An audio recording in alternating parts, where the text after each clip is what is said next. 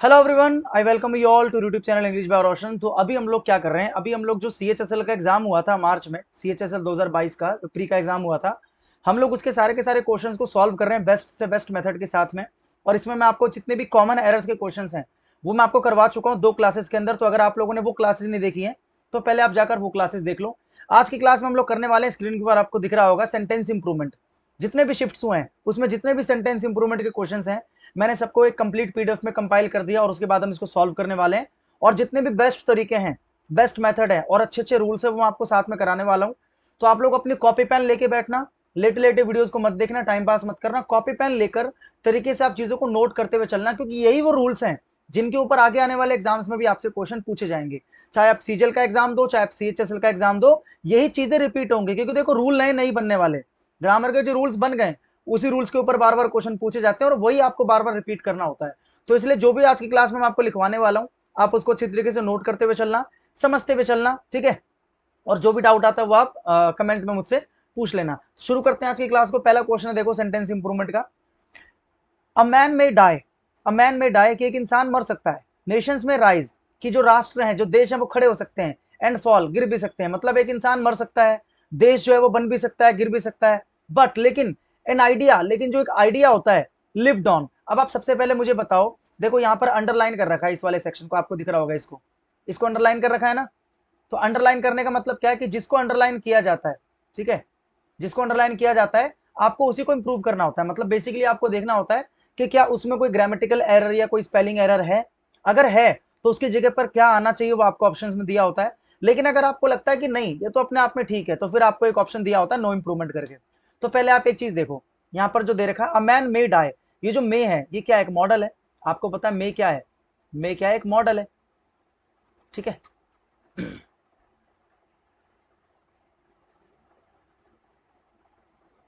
मे क्या है, एक मॉडल है। और मे अपन कब लगाते हैं, प्रेजेंट में लगाते हैं, ठीक है। जब अपन प्रेजेंट की बात करते हैं तब अपन क्या लगाते हैं, मे लगाते हैं। अ मैन में डाई, एक इंसान मर सकता है। नेशंस में राइज, देखो यहाँ पर भी मे, यहाँ पर भी प्रेजेंट की बात हो रही है। And fall, but an idea, लेकिन जो एक आइडिया होता है। लिव्ड, यहाँ पर देखो लिव्ड क्या है, ये वर्ब की सेकंड फॉर्म है। लिव्ड इज वर्ब की सेकंड फॉर्म। तो बेसिकली आपको पता है कि सेंटेंस का जो स्ट्रक्चर है वो पूरा प्रेजेंट में चल रहा है। अ man may die, nations may rise and fall, but an idea. तो यहाँ पर पास्ट देखो, वर्ब की सेकंड फॉर्म जो किसको इंडिकेट करता है, आपको नहीं पता तो मैं आपको बता रहा हूं, पास्ट इंडेफिनिट को इंडिकेट करता है। किसको इंडिकेट करता है, पास्ट इंडेफिनिट टेंस को। लेकिन आपको पता है सेंटेंस का जो स्ट्रक्चर है वो पूरा प्रेजेंट में जा रहा है, ठीक है। कि एक इंसान मर सकता है, देश जो है वो गिर भी सकता है, खड़ा भी हो सकता है, लेकिन एक आइडिया हमेशा जीवित रहता है। तो हमेशा जीवित रहता है, यानी कि बात तो मैं प्रेजेंट की कर रहा हूं ना, मैं कोई पास्ट की तो बात ही नहीं कर रहा। मैं तो एक जनरल उसकी बात कर रहा हूँ कि भाई हमेशा रहता है। तो ऐसे में हमेशा आप क्या यूज करते हो, प्रेजेंट यूज करते हो। बट एन आइडिया लिव्स की जगह पर यहाँ पर क्या आ जाएगा, प्रेजेंट आपको लगाना है। देखो पास्ट इंडेफिनिट की जगह पर आपको क्या लगाना है, प्रेजेंट इंडेफिनिट।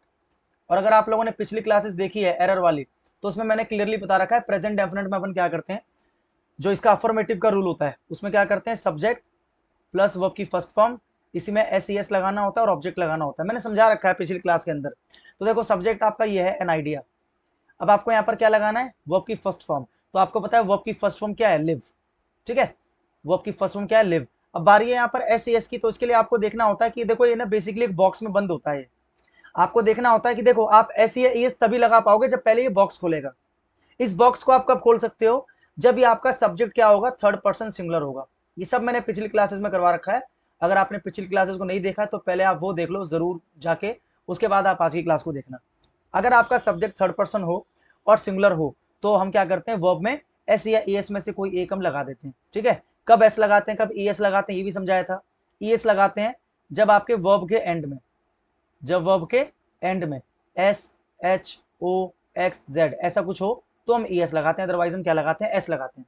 तो देखो एन आइडिया ये आपका सब्जेक्ट है, क्या ये थर्ड पर्सन है, आप कहोगे सर बिल्कुल है, क्योंकि मैंने आपको बताया था याद करने का सिंपल तरीका, आई वी और यू, इन तीनों को छोड़ दो, इन तीनों के अलावा कोई सा भी सब्जेक्ट आपको दिखे तो आप तुरंत कह देना कि सर वो थर्ड पर्सन है। तो यानी कि एन आइडिया जो है ये भी आपका थर्ड पर्सन है। अच्छा सिंगुलर तो ये है ही, क्योंकि एन एन का मतलब एक होता है। तो आपका सब्जेक्ट थर्ड पर्सन भी है और सिंगुलर भी है, तो आपको पता है वर्ब में एस ई एस तो लगेगा, क्योंकि जब सब्जेक्ट थर्ड पर्सन सिंगुलर हो तो ये जो बॉक्स एस ई एस का खुल जाता है। अब खुलने के बाद कुछ ना कुछ तो लगेगा, या एस या ई एस। अब देखो लिव के लास्ट में क्या आ रहा है, ई आ रहा है, S H O X Z तो नहीं आ रहा ना। अगर आता तो ई एस लगाता, लेकिन नहीं है तो सिर्फ एस। तो यहाँ पर क्या आ जाएगा, लिव्स। यहाँ पर क्या आ जाएगा, आइडिया लिव्स आ जाएगा यहाँ पर, ठीक है।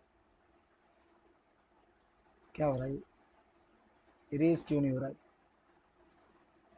लिव्स आ जाएगा, ठीक है, ये इस तरीके से।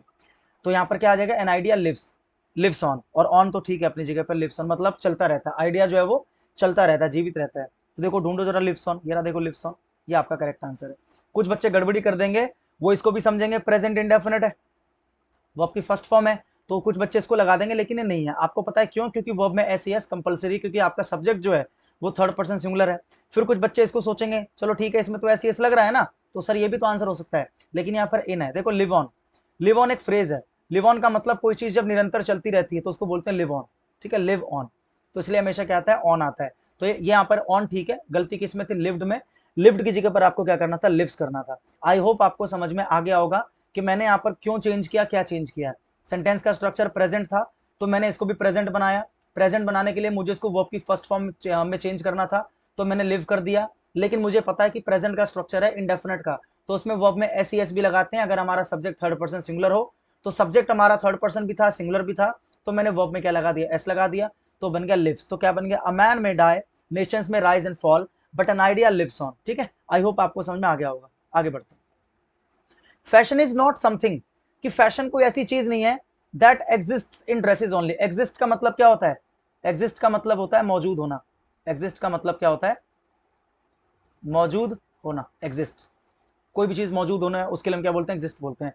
Fashion is not something that exist in dresses only. देखो मैंने आपको बताया था कि जब भी आपको लगे कि भाई सब्जेक्ट के बाद डायरेक्ट वर्ब की फर्स्ट फॉर्म है या डायरेक्ट मेन वर्ब है, कोई भी हेल्पिंग वर्ब नहीं है, ध्यान रखना। एक चीज समझाता हूं, ध्यान से समझ लेना, ये चीज बार बार आपको देखने को मिलेगी। अगर आपको लगे कि सब्जेक्ट के डायरेक्ट बाद में क्या है, मेन वर्ब है, ठीक है, तो आप समझ जाना कोई हेल्पिंग वर्ब नहीं है ना, डायरेक्ट मेन वर्ब है। तो दो ही चीजें हो सकती हैं, या तो वो प्रेजेंट इंडेफिनिट होगा, प्रेजेंट इंडेफिनिट का अफर्मेटिव, ठीक है, या तो वो होगा आपका पास्ट इंडेफिनिट का अफर्मेटिव। ध्यान से देखना इसको, मैंने क्या बोला कि अगर सब्जेक्ट के डायरेक्ट बाद मेन वर्ब हो बिना किसी हेल्पिंग वर्ब के, तो आप ये समझना कि या तो वो प्रेजेंट इंडेफिनिट का अफर्मेटिव है या तो वो पास्ट इंडेफिनिट का अफर्मेटिव है। अब इन दोनों में डिफरेंशिएट कैसे करोगे, देखो प्रेजेंट इंडेफिनिट में आपको पता है V1 आता है यानी कि मेन वर्ब की फर्स्ट फॉर्म, और पास्ट इंडेफिनिट में क्या आता है, V2 यानी कि वर्ब की सेकंड फॉर्म आता है, ठीक है। तो ये सबसे बड़ा डिफरेंशिएट करने का तरीका है। तो देखो यहाँ पर fashion is not something that, तो यहाँ पर जो दैट है वो बेसिकली क्या है, रिलेटिव प्रोनाउन है, अपने आप में सब्जेक्ट का काम कर रहा है ना। ये फैशन कोई ऐसी चीज नहीं है जो एग्जिस्ट हो, तो एग्जिस्ट क्या हो, जो, यानी कि अपने आप में यहाँ पर ये सब्जेक्ट है, ठीक है, जो एग्जिस्ट हो, जो मौजूद हो, क्योंकि मौजूद कौन हो, यही दैट, ठीक है। तो यहाँ पर ये सब्जेक्ट है। अब देखो सब्जेक्ट के डायरेक्ट बात क्या है, मेन वर्ब है, एग्जिस्ट अपने आप में मेन वर्ब है। तो अभी मैंने क्या बताया, अगर सब्जेक्ट के डायरेक्ट बाद में मेन वर्ब हो तो या तो वो प्रेजेंट इंडेफिनिट का अफर्मेटिव होगा या तो वो पास्ट इंडेफिनिट का अफर्मेटिव होगा। अब देखो यहाँ पर क्या है, वर्ब की फर्स्ट फॉर्म है, सेकंड फॉर्म तो नहीं है ना, सेकंड फॉर्म क्या होता है, एग्जिस्टेड होता है, लेकिन यहाँ पर क्या एग्जिस्ट है, यानी कि वर्ब की फर्स्ट फॉर्म है, तो मतलब क्या, ये प्रेजेंट इंडेफिनिट, प्रेजेंट इंडेफिनिट का अफर्मेटिव, ठीक है। आई होप इतना आपको समझ में आया होगा। अब जैसे ही आपको दिखा प्रेजेंट इंडेफिनिट का अफर्मेटिव, तो तुरंत आपके दिमाग में रूल जो भी मैंने पीछे लिखा आपके दिमाग में आना चाहिए, subject plus V1 plus SES plus में ऑब्जेक्ट, और ये किसमें होता है, बॉक्स में बंद होता है। बॉक्स कब खुलता है, जब आपका सब्जेक्ट क्या होता है, थर्ड पर्सन और सिंगुलर होता है, ठीक है। अब देखो ये जो दैट है, ये दैट अपने आप में रिलेटिव प्रोनाउन है, यानी कि किसी न किसी नाउन के लिए लगा होगा। भाई प्रोनाउन क्या होता है, किसी न किसी नाउन की जगह पर अपन यूज करते हैं ना, तो ये जो दैट है वो किसके लिए लगा है, fashion is not something, fashion कोई ऐसी चीज नहीं है जो रहे, जो मौजूद हो, तो जो मतलब क्या, यही फैशन। बेसिकली दैट जो है ये किसके लिए यूज किया हमने, फैशन के लिए तो किया है, कि fashion is not something, fashion कोई ऐसी चीज नहीं है दैट एग्जिस्ट। देखो दैट किसके लिए लगा है, फैशन के लिए, ठीक है। और वैसे भी दैट आपको पता क्या होता है, सिंगुलर तो होता ही है, ठीक है, क्योंकि दिस और दैट दोनों सिंगुलर होते हैं, क्योंकि दोनों एक को इंडिकेट करते हैं।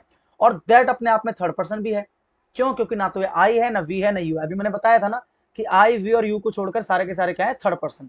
तो दैट अपने आप में थर्ड पर्सन भी है। और अभी मैंने आपको बताया कि सिंगुलर भी है, क्योंकि फैशन को इंडिकेट कर रहा है, और अगर फैशन सिंगुलर है तो जाहिर सी बात है दैट भी सिंगुलर है, और दैट तो वैसे भी सिंगुलर होता है, डायरेक्ट आपको याद रखना है। तो आपको पता है दैट आपका थर्ड पर्सन सिंगुलर हो गया। तो अगर इसके बाद आप लगाते हो, ठीक है, अगर आप इसके बाद V1 लगाते हो तो आपको पता है SES का बॉक्स भी खुल जाता है, क्योंकि आपका सब्जेक्ट यानी कि जो दैट है ये आपका थर्ड पर्सन भी और सिंगुलर भी है, तो SES का बॉक्स खुल जाता है। अब SES का बॉक्स अगर खुल जाता है तो आपको देखना होता है कि S लगेगा, एस लगेगा। तो वर्ब के लास्ट में देखो क्या आ रहा है, टी आ रहा है, एग्जिस्ट। मैंने क्या बताया था, जब SHOX और Z आता है तो ES लगाते हैं, लेकिन यहाँ पर कुछ भी नहीं है तो S लगेगा, तो S लगा रखा है, तो कोई एरर इसके अंदर नहीं है, बिल्कुल ठीक है। तो that exist in dresses only, तो देखो दैट एग्जिस्ट, ये तो एग्जिस्ट है, तो वैसे नहीं हो सकता, एलिमिनेट भी कर सकते हो आप, ठीक है। दैट एग्जिस्टिंग, आईएनजी तो वैसे भी नहीं आएगा क्योंकि डायरेक्ट वर्ब में आईएनजी तो आता नहीं है, is am are was were लगाना पड़ता है ना।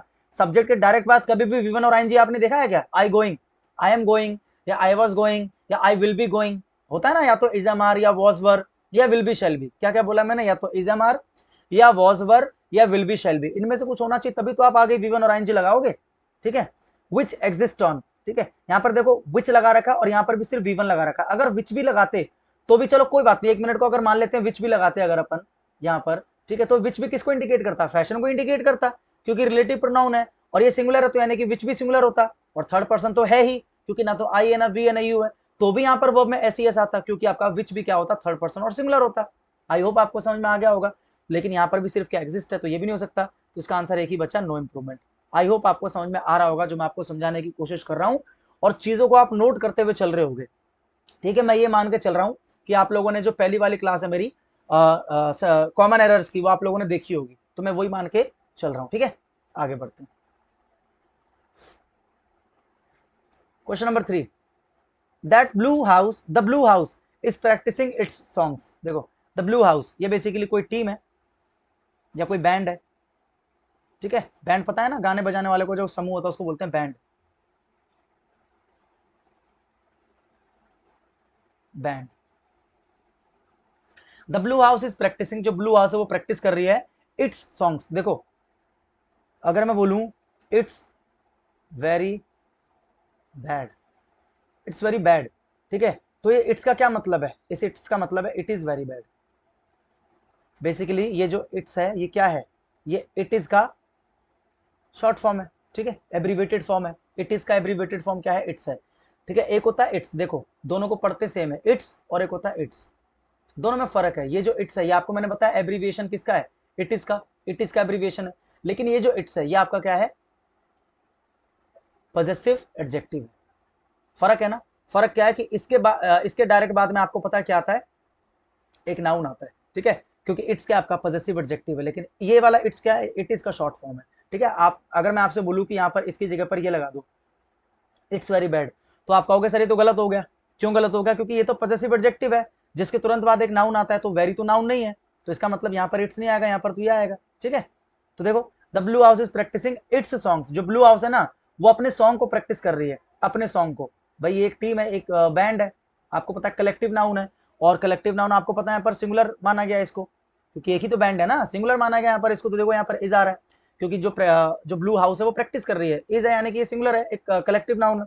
प्रैक्टिसिंग इट्स, तो आपको पता है वो अपने गाने को प्रैक्टिस करिए, अपने गाने को। तो अपना अपनी अपने की जब बात होती है तो हम किसकी बात करते हैं? पॉजेसिव केस की बात करते हैं।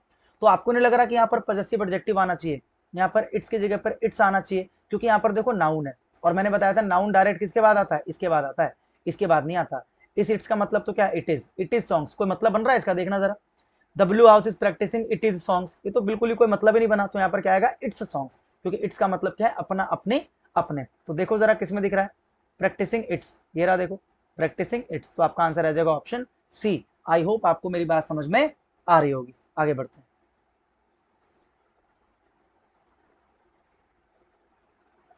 Question number 4, he sharpened his pencil, उसने अपनी पेंसिल को शार्प किया, but the lead broken, the lead broken as soon as he started writing. देखो ग्रामर सेंटेंस इंप्रूवमेंट करने के लिए या कॉमन एरर करने के लिए कुछ ग्रामर के जो बेसिक रूल्स हैं, टेंस के जो बेसिक रूल्स हैं, कि कौन सी हेल्पिंग वर्ब के साथ में वर्ब की कौन सी फॉर्म आती है, कौन से टेंस में कौन सी हेल्पिंग वर्ब आती है, कौन सी वर्ब की फॉर्म आती है, ये चीजें आपको पता होनी चाहिए।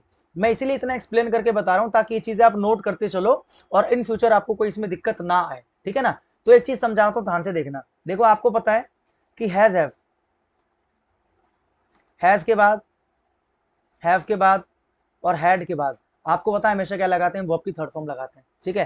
किस किस के बाद? हैज के बाद, हैव के बाद और हैड के बाद हमेशा क्या लगाते हैं? वर्ब की थर्ड फॉर्म, ठीक है। लेकिन अगर हैज के साथ बी ना जाए या हैव के साथ बी ना जाए या हैड के साथ बी ना जाए, ठीक है, तो इनके बाद हम क्या करते हैं? दो चीजें लगा सकते हैं, एक तो v1 प्लस आईएनजी भी लगा सकते हैं और एक अपन v3 भी लगा सकते हैं। कब? देखो v1 प्लस आईएनजी आता है आपका एक्टिव में, जब सेंटेंस एक्टिव हो तो v1 के साथ आईएनजी आता है। कौन सा टेंस बन जाता है? ये परफेक्ट कॉन्टिन्यूअस टेंस बन जाता है। जब मैं आपको टेंस कराऊंगा ना तो सारी चीजें मैं अच्छे से आपको एक्सप्लेन करूंगा। अभी जो समझा रहा हूं उसको समझते चलो कि हैड, हैव और हैज के साथ अगर बीन लग जाए तो इनके बाद आप V1 प्लस आईएनजी भी लगा सकते हो और इनके बाद आप V3 भी लगा सकते हो। V1 और आईएनजी कब लगता है? जब सेंटेंस एक्टिव हो, और V3 कब लगता है? जब सेंटेंस क्या हो? पैसिव हो। ठीक है, ये ध्यान रखना। और यहां पर देखते हैं, सेंटेंस को पढ़ते हैं। He sharpened his pencil but the lead broken. देखो ब्रोकन, ये ब्रोकन क्या है भाई? ये ब्रोकन जो है, देखो ब्रेक, ब्रोक, ब्रोकन। ये जो ब्रोकन है ये बेसिकली क्या है? ब्रेक की थर्ड फॉर्म है। ब्रेक की क्या है? ये थर्ड फॉर्म है। अब आपको पता है यहां पर अगर थर्ड फॉर्म है तो थर्ड फॉर्म से पहले मैंने आपको क्या बताया? या तो हैज आना चाहिए, या हैव आना चाहिए, या हैड आना चाहिए। ठीक है, या फिर had been, has been, have been आना चाहिए और सेंटेंस पैसिव होना चाहिए, तो भी आप वर्ब की थर्ड फॉर्म लगा सकते हो। लेकिन यहाँ पर देखना जरा, वर्ब की थर्ड फॉर्म से पहले ना तो यहाँ पर हैज है, ना हैव है, ना हैड है, कुछ भी नहीं है। ठीक है, और एक चीज और होता है, इसके साथ, एम के साथ, आर के साथ, वॉज के साथ, वर के साथ, विल बी और शैल बी, इन सबके साथ भी हम क्या लगाते हैं? वर्ब की थर्ड फॉर्म लगाते हैं। कब? जब सेंटेंस हमारा क्या हो? पैसिव हो। चीजों को आप नोट करते चलो, मैं आपको समझाऊंगा कि एक्टिव पैसिव का पता कैसे चलता है। Is, am, are, was, were, will be, shall be, इनके बाद भी वर्ब की थर्ड फॉर्म लगाते हैं जब हमारा सेंटेंस क्या हो? पैसिव हो। लेकिन देखो, इस ब्रोकन से पहले ना तो मुझे इज, एम, आर दिख रहा है, ना मुझे वॉज, वर दिख रहा है, ना मुझे विल बी, शैल बी दिख रहा है, ना मुझे हैज, हैव, हैड दिख रहा है, कुछ भी नहीं दिख रहा। तो डायरेक्ट V3 तो कभी आता ही नहीं है, ध्यान रखना। यानी कि आपको पता है इसमें एरर तो है। अब देखो, सेंटेंस इंप्रूवमेंट को करने का एक दूसरा तरीका होता है कि आप ऑप्शंस को एलिमिनेट कर दो। ठीक है, आपको इतना पता लग गया कि इसमें एरर तो है, यानी कि ये तो इसका आंसर नहीं हो सकता। इंप्रूवमेंट तो आपको करना है ना, तो नो इंप्रूवमेंट तो इसका आंसर नहीं होगा। ठीक है, देखो लेड ब्रोक, लेड ब्रोक, यहां पर देखो लेड क्या आपका सब्जेक्ट है, लेड आपका क्या है? सब्जेक्ट है ना, और ब्रोक क्या है? वर्ब की सेकंड फॉर्म है। तो ये आपको पता है कि हाँ, सब्जेक्ट के डायरेक्ट बाद वर्ब की सेकंड फॉर्म लगा सकते हैं। भाई सब्जेक्ट के डायरेक्ट बाद वर्ब की सेकंड फॉर्म लगा सकते हैं, भी मैंने बताया था। पास्ट इंडेफिनिट में ऐसा होता है, बताया था कि नहीं बताया था? कि कोई हेल्पिंग वर्ब नहीं आता। पास्ट इंडेफिनिट का जो अफर्मेटिव होता है उसमें डायरेक्ट होता है सब्जेक्ट के बाद V2, वर्ब की सेकंड फॉर्म, कोई हेल्पिंग वर्ब नहीं होता। तो इसकी पॉसिबिलिटी है कि हमारा आंसर हो सकता है लेड ब्रेकिंग। देखो डायरेक्ट V1 प्लस आईएनजी आ रहा है, सब्जेक्ट के डायरेक्ट बाद V1 और आईएनजी कभी नहीं आता। भाई V1 और आईएनजी अगर कहीं पर आपको दिख जाए, मैंने क्या बताया? देखो V1 और आईएनजी कहीं पर आपको दिख जाए तो या तो उससे पहले क्या होगा? हैड बीन, हैज बीन, या हैव बीन, या फिर इज, एम, आर, ठीक है, वॉज, वर।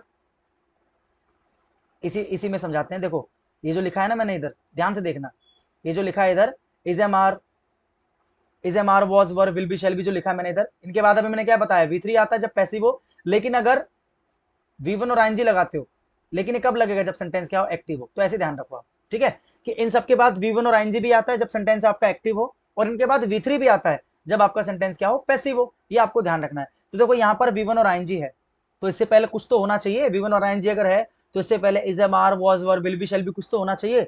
डायरेक्ट सब्जेक्ट के बाद V1 आईएनजी कभी नहीं आता, ये आपको पता होना चाहिए। सब्जेक्ट के डायरेक्ट बाद V1 और आईएनजी कभी नहीं आता, दोनों के बीच में एक हेल्पिंग वर्ब आना जरूरी है। ठीक है, तो ये भी आपका आंसर नहीं हो सकता। मैंने क्या कहा है? एलिमिनेशन से अच्छा मेथड कोई नहीं है। लेड ब्रेक, देखो लेड ब्रेक, लेड, ये तो बिल्कुल ही गलती हो गया। देखो लेड ये है लेड, ये लेड जो होता है ना पेंसिल की जो नोक होती है उसको लेड कहते हैं। ठीक है, तो वो लेड, ये लेड तो क्या है? तो लीड की सेकंड फॉर्म है। लीड एक अपने आप में वर्ब है, उसकी सेकंड फॉर्म है लेड। तो ये तो वैसे भी नहीं हो सकता क्योंकि इन्होंने सब्जेक्ट को चेंज कर दिया। तो आपको पता है ये नहीं हो सकता, श्योर हो आप? ये नहीं हो सकता, आप श्योर हो? ये भी नहीं हो सकता, आप श्योर हो? तो एक ही बच्चा आपका आंसर दूसरा। तो मैंने क्या बताया, जब आप ऑप्शंस को एलिमिनेट करते हो ना तो आपके लिए काम बहुत ज्यादा आसान हो जाता है, क्योंकि जब आप एक सही नहीं निकाल पा रहे तो 3 गलत आप आराम से निकाल लेते हो, ऐसा होता है। अब देखो यहाँ पर ना ऑप्शन नंबर 2 को फिट कर दो। ठीक है, लेड ब्रोक, हमें क्या करना है यहाँ पर? वर्ब की सेकंड फॉर्म कर देना है। जो वर्ब की थर्ड फॉर्म है इसको हमें क्या कर देना? वर्ब की सेकंड फॉर्म, क्योंकि थर्ड फॉर्म तो नहीं आ सकता। हाँ, डायरेक्ट सेकंड फॉर्म आ सकता है सब्जेक्ट के बाद, क्योंकि पास्ट इंडेफिनिट बन जाता है। और अच्छी बात क्या है, देखो यहाँ पर भी देखो सब्जेक्ट के डायरेक्ट बाद क्या है? वर्ब की सेकंड फॉर्म, शार्पन। तो यहाँ पर भी पास्ट, यहाँ पर भी पास्ट, कहानी मैच हो गई, बन गई कहानी, खत्म। जब भाई सेंटेंस की शुरुआत पास्ट से है तो आगे की कहानी भी पास्ट में चलने दो। ही शार्पन हिज पेंसिल, उसने अपनी पेंसिल शार्पन करी, बट द लेड ब्रोक, लेकिन जो लेड थी वो टूट गई, टूट गई। तो जब मात्रा पे आप किसी सेंटेंस को खत्म करते हो तो वैसे भी वो पास्ट इंडेफिनिट होता है। ठीक है, और देखो यहाँ पर भी पास्ट इंडेफिनिट है तो यहाँ पर भी पास्ट इंडेफिनिट, वर्ब की second form direct. He sharpen his pencil but the lead broke as soon as he started writing. I hope आपको समझ में आ गया होगा। ठीक है, आगे बढ़े। एलिमिनेट करके आप कर सकते हो, बहुत ईजी हो जाता है एलिमिनेट करके करना। आगे बढ़ते, द मिडिएवल नाइट, ठीक है, नाइट मतलब कौन होते हैं? राजा। The medieval knight was known, देखो वॉज अभी मैंने थोड़ी देर पहले बताया था, थोड़ा सा वापस ऊपर चलते हैं। देखो यहाँ पर देखो, पहले इस चीज को नोटिस करो, यहाँ पर क्या है? यहाँ पर वॉज है, और वॉज के बाद यहाँ पर क्या? न्यू। ये न्यू क्या है? वर्ब की सेकंड फॉर्म। तो देखो मैंने अभी ऊपर आपको बताया था कि वॉजवर के बाद, देखो क्या बताया था, वॉजवर के बाद या तो थर्ड फॉर्म लगाते हो आप जब सेंटेंस पैसिव हो, या तो वी वन आईएनजी लगाते हो जब सेंटेंस एक्टिव हो। ठीक है, मैंने कहीं पर भी V2 नहीं बताया। देखो भाई इन सबके बाद या तो क्या आता है, V1 और आईएनजी आता है, या तो क्या आता है V3 आता है। इनके बाद कभी भी V2 तो नहीं आता, वो आपकी सेकंड फॉर्म तो नहीं आता। तो गलती तो आपको पता लग गई भैया। देखो अगर ये चीजें आपने नोट कर ली, अगर आपको याद है तो तुरंत आपके माइंड में क्लिक करेगा कि यार वॉजवर के बाद V2 तो कभी नहीं आता। तो आपको पता गलती तो है, तो इसका आंसर ये नहीं हो सकता भाई। इंप्रूव तो करना है तो मतलब ये इसका आंसर नहीं हो सकता। ठीक है, अब आपको पता है वॉजवर के बाद या तो V1 आईएनजी आएगा या तो V3 आएगा, बताया ना मैंने अभी। अब आपको ये चेक करना है कि यहाँ पर सेंटेंस जो एक्टिव है कि पैसिव है। पहले आप ऑप्शन में चेक करो कि V1 आईएनजी V3 में से कौन सा दे रखा है। देखो ये नाइट है तो आपको पता है सिंगुलर तो आगे वॉज ही आएगा, तो वर तो खत्म हो गया। देखो एलिमिनेट करके चीजें कितनी आसान हो जाती है। ये खत्म हो गया आपके पास, ये खत्म हो गया, ये खत्म हो गया, ये भी खत्म हो गया। बताओ क्यों? क्योंकि देखो यहाँ पर वॉज है, लेकिन देखो नो के साथ SES लगा रखा है, जबकि मुझे पता है या तो V1 आईएनजी या तो V3। V1 में SES नहीं आएगा जो कि यहाँ पर कर रखा है, गलत हो गया, क्योंकि वॉजवर के बाद ये चीज थोड़ी होता है, तो प्रेजेंट इंडेफिनिट में होता है, बताया था मैंने आपको। तो तीन ऑप्शंस कितनी इजीली आपने एलिमिनेट कर दिए, तो एक ही बचा देखो वॉज, और ये नोन क्या है, वो आपकी थर्ड फॉर्म। तो यही तो हम ढूंढ रहे थे, वॉज के बाद V3 या फिर V1 प्लस आईएनजी। और क्योंकि सेंटेंस ये पैसिव है वैसे भी, the medieval knight was known, को जाना जाता था, मतलब राजा को जाना जाता था। राजा नहीं जानता था, राजा को जाना जाता था, मतलब जिस पर काम हो रहा है उसको हमने पहले लिखा है, यानी कि ऑब्जेक्ट को हमने पहले लिखा है। ठीक है भाई, जानने का काम राजा ने नहीं किया, राजा को जानने का काम किया गया लोगों के द्वारा। तो यानी कि जिस पर काम हुआ वो पहले, यानी कि ऑब्जेक्ट पहले, तो मतलब पैसिव है। ठीक है, तो आप ऐसे भी समझ के कर सकते हो, या फिर देखो एलिमिनेट करके तो बिल्कुल ही आसान हो जाता है आपका काम। पर्सनली मेरे केस में मैं तो हमेशा एलिमिनेट करके चीजों को पहले करता था। ठीक है, लेकिन जैसे जैसे अंडरस्टैंडिंग डेवलप होती गई तो अपने आप ही पढ़कर पता लग जाता है कि नहीं वॉज न्यू नहीं वॉज नोन होगा, फिर उसके बाद ऑप्शन में अपने आप ही वो चीजें दिख जाती हैं। तो आप भी इस तरीके से प्रैक्टिस करते रहोगे तो एक दिन चीजें होने लग जाएंगी। और आई होप आपको समझ में आ रहा होगा कि मैं आपको क्या समझा रहा हूँ। पूरी क्लास अच्छे से आप देखते रहो, समझते रहो। ठीक है, when you ride a horse, देखो ये आपका सब्जेक्ट वेन यू, और सब्जेक्ट के डायरेक्ट बात क्या है, देखो V1। सब्जेक्ट के डायरेक्ट बात V1 का क्या मतलब हुआ, मैंने बताया था आंख बंद करके बोलना है, प्रेजेंट इंडेफिनिट का अफर्मेटिव, बताया था कि नहीं? प्रेजेंट इंडेफिनिट का अफर्मेटिव बताया था ना। जब सब्जेक्ट के डायरेक्ट बात V1 हो, कोई हेल्पिंग वर्ब ना हो, तो वो क्या होता है, प्रेजेंट इंडेफिनिट का अफर्मेटिव। तो when you ride a horse, when you ride a horse you set, देखो अगर यहां पर प्रेजेंट है यू सेट ऑन इट, यहां पर देखो सेट क्या है, सिट की सेकंड फॉर्म है सेट। देखो सिट सेट, सेट क्या होता है, वर्ब की सेकंड फॉर्म होता है ना। तो आपको पता है वर्ब की सेकंड फॉर्म, यानी कि ये सब्जेक्ट है और सब्जेक्ट के डायरेक्ट बाद क्या है V2। तो ये भी मैंने आपको बताया था कि जब आपको सब्जेक्ट के डायरेक्ट बाद वर्ब की सेकंड फॉर्म दिख जाए तो उसको हम क्या बोलते हैं, पास्ट इंडेफिनिट का अफर्मेटिव। ठीक है, तो यानी कि यहां पर सेंटेंस प्रेजेंट है, यहां पर सेंटेंस पास्ट है, तो आपको गड़बड़ तो लग रही है भाई। देखो वेन का मतलब क्या है, जब। यहां पर एक नॉर्मल सेंटेंस की बात हो रही है कि जब तुम एक हॉर्स को राइड करते हो, उस पर बैठते हो या उस पर बैठे, आप बताओ। जब अगर मैं आपको बोलूं कि जब तुम एक हॉर्स पे राइड करते हो, तो जब तुम उस पर बैठते हो या जब तुम उस पर बैठे, क्या होना चाहिए? तो आपका आंसर होगा जब उस पर बैठते हो, क्योंकि बात तो मैं एक सेंटेंस की कर रहा हूं ना, प्रेजेंट के स्ट्रक्चर की बात कर रहा हूं। ठीक है, तो जब तुम एक हॉर्स को राइड करते हो तो तुम उस पर बैठते हो, उसको कंट्रोल करते हो। ठीक है, सब कुछ प्रेजेंट में चल रहा है, बैठते हो, कंट्रोल करते हो, ता है, ती है, ते हो, प्रेजेंट इंडेफिनिट में आता है। तो आपको पता है इसको हमें पास्ट से प्रेजेंट बनाना है, क्योंकि पास्ट की तो कोई बात ही नहीं हो रही है, सारी बात प्रेजेंट में हो रही है। तो सेट की जगह पर क्या आ जाएगा, सिट आ जाएगा, प्रेजेंट कर देना आपको इसको। ठीक है, SES नहीं लगा रहा मैं, क्यों? क्योंकि यू क्या है, सेकंड पर्सन है। वर्ब में SES कब लगता है, जब आपका सब्जेक्ट थर्ड पर्सन सिंगुलर होता है। यहां पर भी नहीं है तो इसलिए सिर्फ राइड वर्ब की फर्स्ट फॉर्म, और यहां पर भी नहीं इसलिए सिर्फ सिट, तो यू सिट। तो when you ride a horse you sit on it, तुम उस पर बैठते हो, एंड कंट्रोल इट्स मूवमेंट्स। देखो इट्स मूवमेंट्स, देखो इट्स, ये अभी मैंने बताया था, ये इट्स नहीं, इस इट्स का मतलब होता है इट इज, है ना। तो इट इज मूवमेंट नहीं होता। देखो मूवमेंट क्या है, नाउन है ना, मूवमेंट्स क्या है, नाउन है। तो आपको पता है नाउन से पहले ये वाला इट्स नहीं आता, नाउन से पहले क्या आता है, ये वाला इट्स आता है। अभी मैंने पहले क्वेश्चन में आपको बताया था। तो गलती आपको पता लगी, एक तो सेट का सिट करना है और एक आपको इट्स का इट्स करना है। तो देखो सही क्या बनेगा, यू, इस पूरे को अगर सही करें, you sit on it and control it's, जो भी है मूवमेंट्स। ठीक है, ढूंढ लो किसमें, you sit on it and afterwards control it's, you seated, you sit on it and control, ये रहा मिल गया। देखो you sit on it, you sit on it, है ना, you sit on it, you sit on it and control it's, and control it's. ये तो ठीक है अपने आप में, क्योंकि ये ब्रैकेट से बाहर है, कंट्रोल इट्स। तो यानी कि आपका आंसर हो जाएगा ऑप्शन सी। आई होप आपको मेरी बात समझ में आ रही होगी। और अगर आप इन चीजों को नोट करते हुए चल रहे हो, जिस तरीके से मैं आपको समझा रहा हूँ, मैं आपको जिस तरीके से बता रहा हूँ कि कहाँ पर आपको टेंस की पहचान करनी है, कहाँ पर आपको वर्ब की पहचान करनी है। अगर आप इस तरीके से चीजों को करोगे तो आगे चलकर आपको कोई दिक्कत नहीं आने वाली, स्पेशली इन टेंस। ठीक है, आगे बढ़ते हैं। Question number 7, the snow storm will effect. देखो दो चीजें होती हैं, एक आपका होता है इफेक्ट, इसको याद रखना, और एक होता है affect. Effect is what? Effect is a noun, affect क्या है? एक वर्ब है। ठीक है, इफेक्ट एक नाउन है और अफेक्ट क्या है? एक वर्ब है। द स्नो स्टॉर्म विल, अब आपको पता है विल एक मॉडल है, और मॉडल के डायरेक्ट बाद अपन मॉडल नहीं, मॉडल, देखो विल क्या है? एक मॉडल है, और किसी भी मॉडल के डायरेक्ट बाद अपन क्या लगाते हैं? V1। ये आपको पता होना चाहिए। ठीक है, पहले भी बता चुका हूं, रिपीट कर देता हूं कि मॉडल के डायरेक्ट बाद V1 लगाते हैं। अगर मॉडल के बाद बी लग जाए, ठीक है, मॉडल प्लस बी, तो हम लगाते हैं V3। या फिर अगर मॉडल के साथ हैव लग जाए तो भी हम क्या लगाते हैं? V3। ठीक है, तो देखो मॉडल के बाद यानी कि विल के बाद V1 आना चाहिए, तो ये नाउन यहाँ पर क्या कर रहा है? इफेक्ट क्या कर रहा है? इफेक्ट की जगह पर क्या होना चाहिए? अफेक्ट होना चाहिए। ठीक हो गया, बस थोड़ी सी चीज आपको पता होनी चाहिए। The snow storm will affect thousands, thousand नहीं होता, थाउजेंड्स ऑफ होता है, थाउजेंड ऑफ नहीं होता, क्या होता है?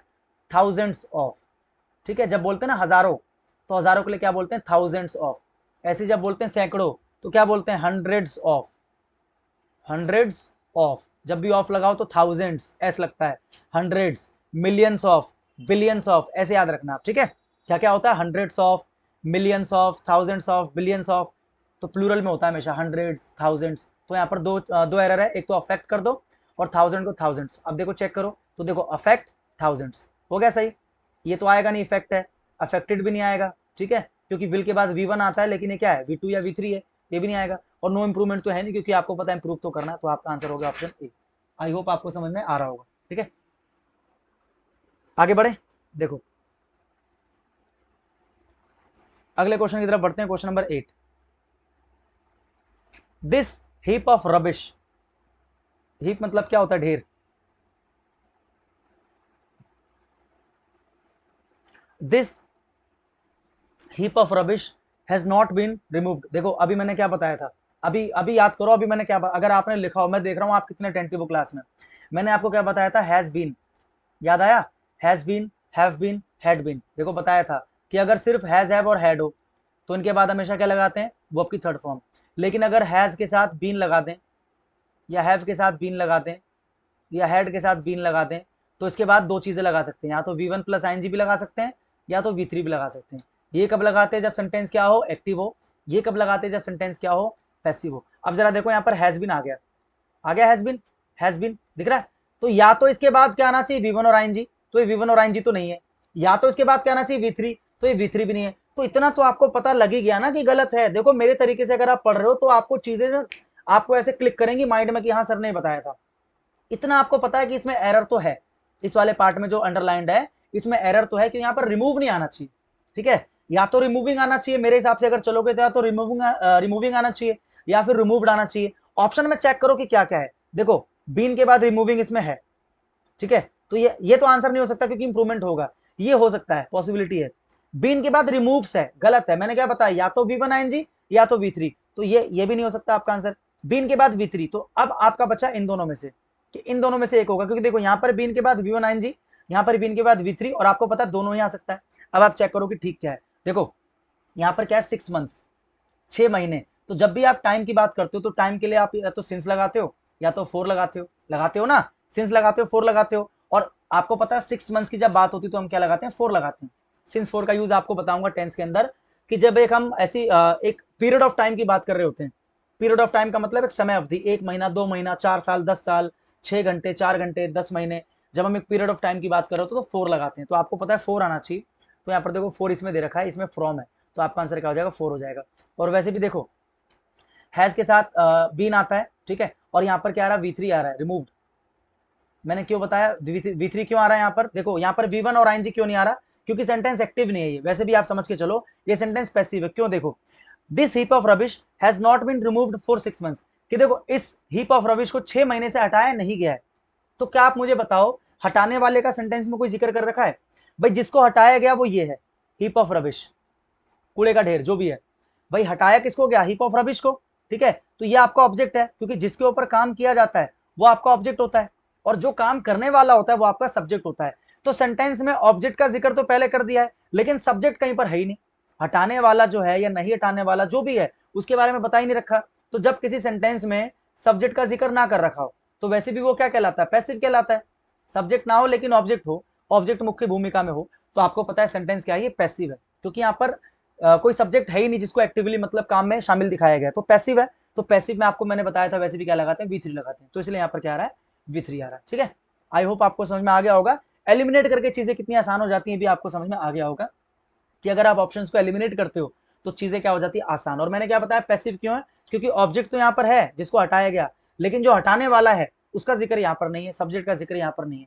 तो या तो सब्जेक्ट इंपॉर्टेंट ना हो, ठीक है, या तो सब्जेक्ट का जिक्र ना किया जाए, तो उसे हम पैसिव बोलते हैं। जैसे मैं बोलूँ ना कि इस मंदिर को 1945 में बनाया गया था, तो बनाया किसको गया, मंदिर को, तो मंदिर तो ऑब्जेक्ट हो गया, लेकिन बनाने वाला कौन है, हमें पता है कि मजदूर है, लेकिन क्या सेंटेंस में मैंने उसका जिक्र किया, नहीं किया, इसका मतलब ये भी क्या है, पैसिव है। समझ गए, सब्जेक्ट ना हो या इंपॉर्टेंट ना हो, तो दोनों केसेस में हम देखो। चलो नेक्स्ट क्वेश्चन की तरफ बढ़ते हैं। देखो ये क्वेश्चन है, hardly had the news leak out that my telephone started ringing. एक चीज बताता हूं, जब भी किसी सेंटेंस की शुरुआत हार्डली, स्केर्सली, ठीक है, या फिर नो सूनर, ये कुछ फेमस चीजें जो इसलिए मैं आपको बता रहा हूं, बाकी जब मैं वो वाला टॉपिक आपको पढ़ाऊंगा, ठीक है, तो मैं आपको पूरा एक्सप्लेन करूंगा। नो सूनर, जब भी किसी सेंटेंस की शुरुआत हार्डली, स्केर्सली या नो सूनर से होती है, तो वहां पर हम क्या लगाते हैं, इन्वर्जन, इन्वर्जन लगाते हैं, इन्वर्जन यूज करते हैं। इन्वर्जन का टॉपिक जब मैं आपको कंप्लीट पढ़ाऊंगा तो मैं आपको अच्छे से समझाऊंगा। अभी यहाँ पे तीन चीजें इंपॉर्टेंट याद रखो कि सेंटेंस की शुरुआत हार्डली, स्केर्सली या नो सूनर से हो तो वहां पर हम क्या लगाते हैं, इन्वर्जन। इन्वर्जन का मतलब क्या होता है कि जब आप अपने हेल्पिंग वर्ब को या मेन वर्ब को सब्जेक्ट के पहले रख देते हो लेकिन वो इंटेरोगेटिव नहीं बनता। समझाने का मतलब क्या है मेरा, समझो ध्यान से। नॉर्मल केसेस के अंदर क्या होता है, जब आप किसी हेल्पिंग वर्ब को अपने सब्जेक्ट से पहले रख देते हो तो वो इंटेरोगेटिव बन जाता है। जैसे मैंने बोला राहुल इज गोइंग, ये बोला मैंने, राहुल इज गोइंग, ठीक है, यहां पर क्या है, हेल्पिंग वर्ब सब्जेक्ट के बाद है, तो ये सेंटेंस क्या है, असर्टिव है, असर्टिव है ना, एक स्टेटमेंट है नॉर्मल। लेकिन अगर इसी हेल्पिंग वर्ब को मैं सब्जेक्ट के पहले कर दूं, is Rahul going, is Rahul going, तो अब ये क्या बन गया, इंटेरोगेटिव बना कि नहीं बना, प्रश्नवाचक बन गया ना ये, क्योंकि यहाँ पर हेल्पिंग वर्ब सब्जेक्ट के पहले चला गया। तो कहने का मतलब है नॉर्मल केसेस में क्या होता है, जब हेल्पिंग वर्ब को आप सब्जेक्ट के पहले रखते हो तो वहां पर वो इंटेरोगेटिव बन जाता है। लेकिन इन्वर्जन में क्या होता है, इन्वर्जन में आप हेल्पिंग वर्ब को सब्जेक्ट के पहले रखते तो हो लेकिन वो इंटेरोगेटिव नहीं बनता, ये ध्यान रखना, इसीलिए उसको इन्वर्जन कहते हैं। और ये इन्वर्जन लगेगा कब, जब आपके सेंटेंस की शुरुआत हार्डली, स्केर्सली, नो सूनर, और भी केसेस हैं कि इन्वर्जन कब कब लगता है, बहुत बड़ा टॉपिक है इन्वर्जन। अभी मैं तीन चीजें बता रहा हूं क्योंकि इंपॉर्टेंट है। हार्डली, स्केर्सली, नो सूनर से अगर सेंटेंस की शुरुआत हो तो आपको वहां पर हमेशा क्या लगाना है, इन्वर्जन लगाना है, ध्यान रखना। और इन्वर्जन भी दो तरह के होते हैं, एक होता है पार्शियल, एक होता है कंप्लीट।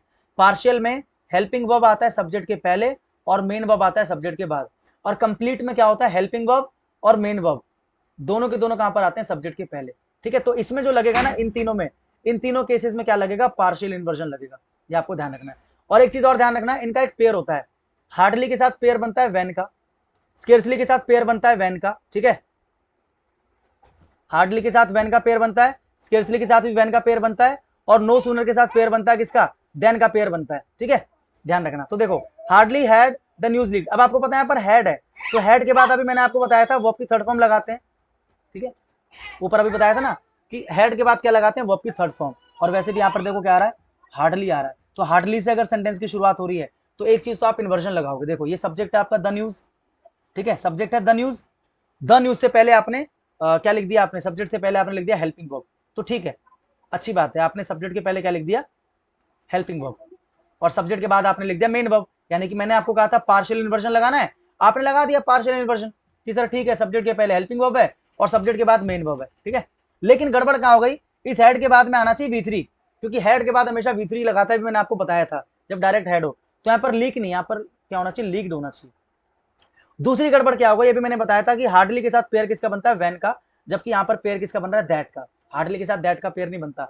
तो सही करने के लिए आप क्या करोगे, hardly had the news leaked, ठीक है, then leaked out then my telephone, तो ऐसे आपको सही करना है। अब जरा चेक करते हैं ऑप्शन को, तो ऑप्शन में कहीं पर भी हार्डली है ही नहीं, यानी कि इन्होंने क्या कर दिया, पूरे कोई चेंज कर दिया है, इन्होंने हार्डली को नो सूनर से चेंज कर दिया, तो कोई बात नहीं, हम भी चेंज कर देंगे, ठीक है, वो हम भी कर देंगे, होता है ना, तो हम भी चेंज कर देंगे। तो देखो कोई बात नहीं, अपन क्या करते हैं, इस हार्डली की जगह पर नो सूनर कर देते हैं, नो सूनर।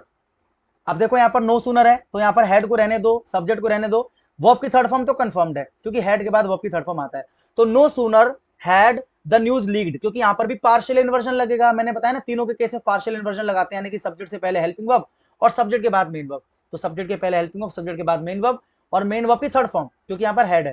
तो no sooner had the news leaked out. अब दैट की जगह पर क्या आ जाएगा, मैंने क्या बताया था, नो सूनर के साथ क्या आता है, पेयर क्या आता है, देन का। तो यहाँ पर दैट की जगह पर क्या आ जाएगा, THAN देन। चेक कर लो, no sooner did the news leaked, ये गलत है क्योंकि डिड के साथ V1 लगाते हैं जबकि V3 है, गलत है। No sooner had the news leaked out then, answer यही है आपका। No sooner had the news leaked out, देखो दैट दे रखा है, नो सूनर के साथ दैट का नहीं पेयर बनता, देन का पेयर बनता है। तो ये भी गलत है, ये भी गलत है, आपका आंसर क्या आ गया, बी आ गया। आई होप आपको समझ में आ रहा होगा जो मैं आपको समझाने की कोशिश कर रहा हूँ। ठीक है, आगे बढ़े, आगे बढ़ते हैं क्वेश्चन नंबर 11 की तरफ। ये याद रख लेना आप, ठीक है, कि हार्डली के साथ वैन का पेयर बनता है, स्केर्सली के साथ भी वैन और नो सूनर के साथ देन का पेयर बनता है। ठीक है, इसको आप याद रखना, आगे भी आएगी चीजें ये। People who came into contact with the carrier are in danger of catching the disease, कि जो लोग भी कैरियर के कांटेक्ट में आए, आर इन डेंजर, वो खतरे में है। आर इन डेंजर, वो खतरे में, तो खतरे में, इन डेंजर, ये तो ठीक है। In danger, in danger of what, तो in danger of catching the disease, ठीक है, नो इंप्रूवमेंट, इसमें तो कोई एरर है ही नहीं। इन डेंजर, खतरे में होना, किस चीज के, तो ऑफ, किसी भी चीज के खतरे में, उसके बाद हम क्या लगाते हैं, ऑफ लगाते हैं ना, इन डेंजर ऑफ समथिंग, तो ऑफ तो लगाते ही लगाते हैं। ठीक है, तो नो इंप्रूवमेंट है इसमें, आगे बढ़ते हैं। द स्टूडेंट्स स्टडीड और डायग्राम्स, देखो ये क्या मैच है, देखो यहाँ पर अ है, अ का मतलब एक, और यहाँ पर प्लूरल है, अ के बाद तो सिंगुलर आता है ना, तो यहाँ पर क्या आ जाएगा, डायग्राम। डायग्राम्स नहीं, स्टडीड अ डायग्राम। चेक करो, the students studied a diagram, ठीक है, करेक्ट है। अब आप कहोगे सर यहाँ पर भी तो देखो सिंगुलर ही है ना डायग्राम, तो ये आपने आंसर क्यों नहीं लिया, यहाँ पर क्या स्टडिंग है, V1 और ING, और मैंने क्या बताया था, V1 और ING, V1 और ING डायरेक्ट कभी भी नहीं आता सब्जेक्ट के बाद, या तो उसके बाद इज एम आर लगाओ, बताया था कि नहीं बताया था। देखो एक ही चीज है जो बार बार आती है, बच्चे पढ़ते ही नहीं है, दिक्कत ये है, is am are, was were, ठीक है, या फिर विल बी, शैल बी, कुछ तो आना चाहिए। डायरेक्ट V1 ING कभी सब्जेक्ट के बाद नहीं आएगा, ध्यान रखना। तो इसलिए ये भी आंसर इसका नहीं हो सकता है, ये भी नहीं है, इसका आंसर क्या है, ए है, स्टडीड डायग्राम। ठीक है, आगे बढ़ते हैं। We opened on a new travel venture, ठीक है, we opened on, open on, open on क्या होता है, ओपन ऑन कुछ नहीं होता, ठीक है। ओपन ऑन यहाँ पर बेसिकली क्या बोलना चाह रहा है कि हमने एक नए ट्रैवल वेंचर की, एक नए ट्रैवल बिजनेस की हमने शुरुआत करी है।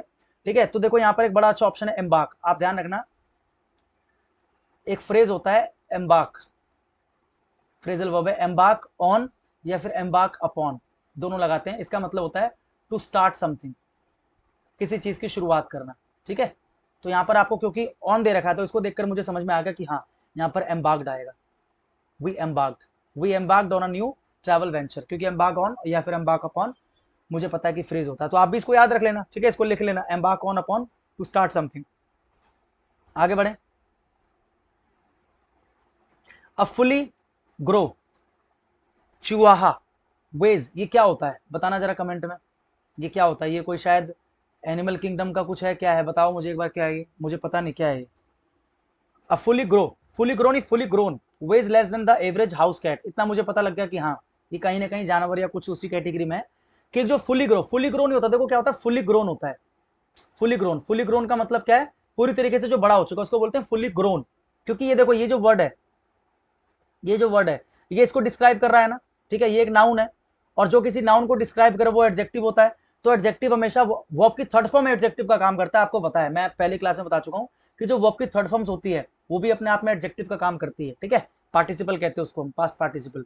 तो ध्यान रखना, फुली ग्रोनी ये तो वर्ब की फर्स्ट फॉर्म है, अगर आपको एडजेक्टिव बनाना है तो वर्ब की थर्ड फॉर्म यूज करोगे, फुली ग्रोनी, क्या बोलोगे, फुली ग्रोन। ठीक है, और fully grown chihuahua weighs less than the average house cat, ध्यान रखना इस चीज को कि एडजेक्टिव की हम बात करते हैं तो वर्ब की थर्ड फॉर्म यूज करो, फर्स्ट या सेकंड फॉर्म यूज मत करो एडजेक्टिव बनाने के लिए। तो फुली ग्रोन ही, फुली ग्रोन। ठीक है, अगला question, the play was either as funny और as disturbing as Shivang told it was, the play was, जो प्ले था, वॉज वो था, क्या था, आइदर एज फनी, और देखो आइदर के साथ और का पेयर बनता है, बन रहा है। ठीक है, एज और एज का पेयर, ये सब मैं पिछली क्लास में बता चुका हूँ, एडजेक्टिव में बता चुका हूँ, अभी जो एडजेक्टिव मैंने पढ़ा है आपको उसमें बता चुका हूँ कि एज और एज के बीच में हमेशा आप जो एडजेक्टिव लगाते हो वो आपका होना चाहिए पॉजिटिव डिग्री में, 3 डिग्री होती है ना, पॉजिटिव, कंपैरेटिव, सुपरलेटिव।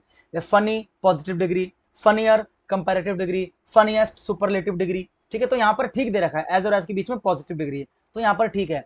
आइदर और का पेयर बनता है तो ये भी ठीक है, तो आपको कैसे ठीक तो है, कोई दिक्कत नहीं है। लेकिन दिक्कत ये है कि ना थोड़ा सा मीनिंग नहीं जा रही। The play was either as funny और as disturbing as Shivang told it was, कि मतलब जितना शिवांग ने बताया था ना, प्ले जो था ना तो उतना फनी था और ना ही उतना डिस्टर्बिंग था, तो ना वाली सेंस में जाना चाहिए ना, क्योंकि कॉन्ट्राडिक्ट कर रहा है कि भाई जैसा शिवांग ने बताया था वैसा तो था नहीं, यानी कि सेंटेंस अपने आप को कॉन्ट्राडिक्ट कर रहा है। तो ये चीजें तो ठीक है, लेकिन इस आइदर को आप क्या कर दो, नाइदर कर दो, क्योंकि यहाँ पर बात हो रही है ना होने की। और इस और को क्या कर दो, नॉर, क्योंकि नीदर और नॉर का पेयर बनता है, नाइदर नॉर या नीदर नॉर। ठीक है, the play was neither as funny nor as disturbing as Shivang told it was. तो देखो neither as funny nor as, आगे आपका आंसर ये नहीं है। इधर एज फनी नॉर एज, देखो इधर और नॉर का पेयर तो बनता ही नहीं है, तो ये तो हो ही नहीं सकता। नीदर एज फनी और नीदर और का पेयर भी नहीं बनता, तो ये भी नहीं। एलिमिनेट करके आपने इन दोनों को तो हटा ही दिया। ठीक है, और आपको पता है ये आपका आंसर नहीं, क्योंकि इसमें इंप्रूवमेंट आपको करना है। इंप्रूवमेंट क्यों करना है, इंप्रूवमेंट करना है क्योंकि आप सेंटेंस को पढ़कर इसकी मीनिंग निकालो। आप यही तो बोलोगे ना कि भाई प्ले जो था ना तो उतना फनी था ना उतना डिस्टर्बिंग था जितना शिवांग ने बताया था। आप ये तो नहीं बोलोगे कि प्ले जो था या तो फनी था या डिस्टर्बिंग था जितना शिवांग ने बताया था, ये तो कोई मैच नहीं हो रहा ना। आप या तो बोलो ना तो उतना फनी था और ना उतना डिस्टर्बिंग था जितना शिवांग ने बताया था, तो कॉन्ट्राडिक्ट वाली बात आ रही, तो इसलिए यहाँ पर हमें नेगेटिव चाहिए। तो प्ले वॉज नाइदर या neither as funny nor as disturbing as Shivang told it was. I hope आज के सारे क्वेश्चंस आपको समझ में आए होंगे। मैंने स्टार्ट थोड़ा स्लो किया है, क्योंकि देखो स्टार्टिंग में जो चीजें थी वो मैंने आपको समझा दी, ग्रामर के रूल्स सारी की सारी चीजें मैंने आपको बता दी। अब आगे थोड़ी सी इन चीजों को स्पीड अप करेंगे। टोटल 66 क्वेश्चन हैं, आज मैं आपको 15 क्वेश्चन करा रहा हूँ। कल की क्लास में मैं आपको कोशिश करूंगा कि मैं सारे क्वेश्चन एक साथ करा दूं, क्योंकि अब चीजें थोड़ी सी फास्ट कराऊंगा। अभी तो मैं बहुत सारी चीजें आपको समझा रहा था धीरे धीरे आराम आराम से, कि कहां पर कौन सा वर्ब लगाते हैं, कैसे लगाते हैं, क्यों लगाते हैं, लेकिन अब चीजें थोड़ी सी फास्ट करेंगे। तो एक क्लास और उसके अंदर आपका पूरा सेंटेंस इंप्रूवमेंट खत्म हो जाएगा। इससे पहले की 2 क्लासेस कॉमन एरर की है, वो भी आप देख लेना। आज की क्लास को भी नोट करना, जो कॉन्सेप्ट्स मैंने बताए, जो चीजें मैंने बताई, इसको नोट करना। ठीक है, मैं आपसे मिलता हूँ नेक्स्ट वीडियो में। एडजेक्टिव की एक क्लास बाकी है, एडजेक्टिव पूरा खत्म हो जाएगा, वो क्लास में कल अपलोड करूंगा। ठीक है, उसके बाद हमारा नाउन, प्रोनाउन, एडजेक्टिव और वर्ब A to Z जो बैच चल रहा है, उसमें नाउन, प्रोनाउन, एडजेक्टिव और वर्ब का जो बेसिक है, ये 4 चीजें खत्म हो जाएंगी। फिर हम इसके बाद एडजेक्टिव के बाद हम शुरू करेंगे एडवर्ब, एडवर्ब के बाद वर्ब एडवांस, और उसके बाद कंजंक्शन, कंजंक्शन के बाद हम लोग शुरू करेंगे कंडीशनल सेंटेंसेस, फिर क्वेश्चन टैग, ऐसे करके हम सारे के सारे टॉपिक धीरे धीरे कवर करेंगे। ठीक है, और इसकी जो है CHSL वाला जो सीरीज हमारा चल रहा है, CHSL 2022 वाला, उसके 2 पार्ट्स में आपको करा चुका हूं, जिसमें मैंने आपको पूरा कॉमन एरर करवा दिया। आज की क्लास में मैंने आपको सेंटेंस इंप्रूवमेंट के 15 क्वेश्चन करवाए, और कल की क्लास में पूरा सेंटेंस इंप्रूवमेंट खत्म करा दूंगा। और एक क्लास और लेके आएंगे जिसके अंदर हम सिर्फ और सिर्फ क्या डिस्कस करेंगे, हम लोग डिस्कस करेंगे वोकैबुलरी। ठीक है, और उसके बाद एक क्लास और जिसमें हम लोग डिस्कस करेंगे कॉम्प्रिहेंशन, जिसमें सबसे ज्यादा बच्चों का डाउट होता है कि कॉम्प्रिहेंशन को कैसे सॉल्व करें, क्लोज टेस्ट को कैसे सॉल्व करें, PQRS को कैसे सॉल्व करें। तो वो क्लास बड़ी स्पेशल रहने वाली है, 1 घंटे की, जिसमें मैं सारी की सारी ट्रिक्स आपको बताऊंगा, मैं आपको कॉन्सेप्चुअली चीजें बताऊंगा कि आपको सॉल्व कैसे करना है। ठीक है, तो तब तक आप लोग पढ़ते रहो, मैं आपसे मिलता हूं नेक्स्ट वीडियो में, तब तक के लिए जय हिंद।